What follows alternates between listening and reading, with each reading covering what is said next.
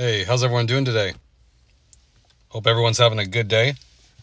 So I wanted to bring you another, some more information. This is a brand new recall by Honda, and it affects inside the vehicle, and it affects a lot of newer ones too. So it's pretty important if you bought a car in the last few years, and it affects some Honda and Acura vehicles as well. So let me go ahead and show you.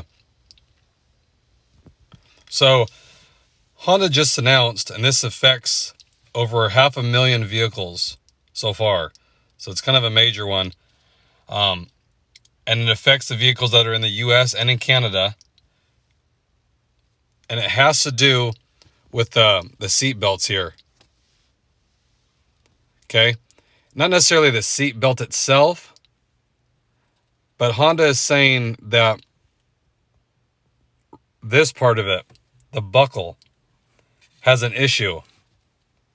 And the reason is what happens if you see the channel inside there. So the surface coating in that channel can deteriorate over time. And then the release button itself can shrink against the channel in lower temperatures. And what this does is causes more friction, and eventually you can stop the buckle from latching. So of course, that's kind of a big deal, because if you put your seatbelt inside there, assuming it's latched because it feels like it is, if you're in an accident and your body gets pushed against that seatbelt, it could just slide right off and not latch completely. So that's kind of important. So what Honda's doing is they're going to replace the front seatbelt buckle release buttons or the buckle assembly if needed. So they'll either just do the buttons or just replace the whole entire thing. I guess there's a way that they have to tell if they're defective. So like I said, that's kind of important, assuming you put your seatbelt on, assuming that it's correct.